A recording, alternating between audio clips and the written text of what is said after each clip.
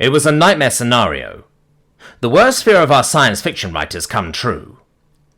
Only days after our first FTL test flight, and something appeared at the edge of our system. One moment space was empty, the next there was a flash of light and something was there. It was massive. Twice the size of our planet's moon, but oval instead of round. Impossibly smooth, and only a few shades lighter than deep space behind it. Unnaturally fast at nearly 200 light minutes per hour, we estimated it would reach our planet in just under 5 hours. Then it started. A constant rhythmic thumping. It would go on for a bit, stop for a few moments, then start again at a slightly different pace. We didn't know what it was, except that the signal came from the unknown object approaching our planet. There should have been some sort of Doppler effect, yet no matter where you were in the entire system, it sounded the same. The technology to accomplish such a feat was incomprehensible. Always in the band of 20 to 50 Hz. A rumble you could hear and feel, shaking walls and barking out a constant warning of impending destruction. Our leaders were panicking. Only 50 years previously, we had decided to forgo weapons and find peace together, looking to the stars with hope and excitement. All weapons development ceased in favour of producing non-lethal means for dealing with criminals, or those who posed a danger to themselves. Even if we had old bunkers full of illegal weapons to tear open, we doubted we had ever created anything which could scratch the surface of this behemoth. Across the lands, people who had sworn off religion joined the faithful to head to temples and pray to the seven faiths for forgiveness and deliverance. And then it was here. Only kilometers above us, choosing to park itself on the dark side of the planet. Time was up. We detected thousands of things detaching from the oval and began to descend into our atmosphere. Like true demons from the fourth square of dark fate, they were launching their attack into the night, rather than give us the respect to face us in the daylight. Suddenly, all our communications were overwhelmed by a new signal. The face of our conqueror appeared on every vid screen, and the voice in every radio and wireless device. Somehow, it spoke our language. We saw the thing in profile first. It had a skin of light brown and some sort of black fur on its head. Some of the hair on the side of its head was pulled back and held in place by a small clip to create a demonic horn with bright blue fur at the tip.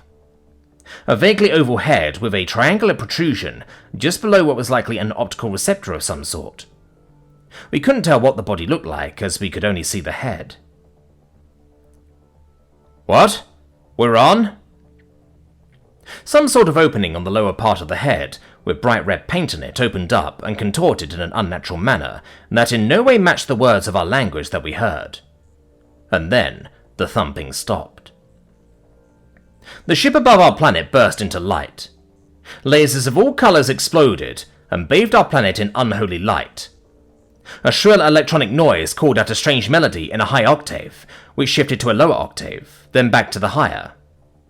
The thumping returned, rattling every door, window and vehicle across the entire planet. Then the thing on the screen turned to face us. "Woohoo! Hello, Gralia!" the thing screamed out, perfectly pronouncing our planet's name.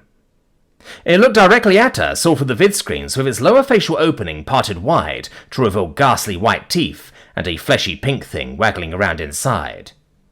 We now knew that hideous orifice was its mouth. 2 round orbs stared at us, one on each side of its face above the triangular protrusion. Each orb was white on the outside, a brown circle just a few shades darker than its skin within, and then obsidian dots in the center of the brown circles. It had not one, but 2 tufts of fur held back into demonic horns. The one on the left was the blue we originally saw, and the one on the right a bright pink. "We're the Intergalactic Party Bus. I'm your host Trixia, a human from a fun little place called Sol. We're here to throw you the best damn party you've ever experienced. Free drinks, free dancing, and free designated drivers to get you home safely. Plus a fully stocked medbay or free in case you have a little too much fun. It's our way of saying welcome to the rest of the galaxy. Don't be shy, just jump on one of our complimentary shuttles that will be arriving soon in a city or town near you."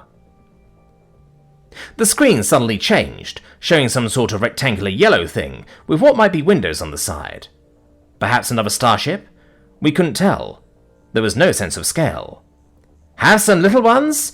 Don't worry, the kinder bus with our team of certified babysitters and daycare centre professionals will be here tomorrow. They just stopped off at the last nebula to restock animal crackers. The image flipped back to Trixia, who looked out at us with his mouth curved upwards, but opened just enough for us to see their teeth before speaking again. And don't worry, we've been booked for the next Galactic Standard Month, so everyone will have a chance to party! Meanwhile, at the Galactic Council Command Center. Fucking humans. We're already getting noise complaints from the Drexians. Sir, should we send patrol? No! We're still trying to clear out the glitter from the last time they did this, and they sent over what they called party pooper surprises when we intervened. Just notify Galactic Aid to dispatch relief ships stocked with every known hangover cure and noise dampeners to create quiet zones. And remind them that some humans consider booze an appropriate hangover cure, so they better stock it with everything else. Yes, sir. What should we tell the Council diplomatic team on the way there? Arrive drunk and ready to party.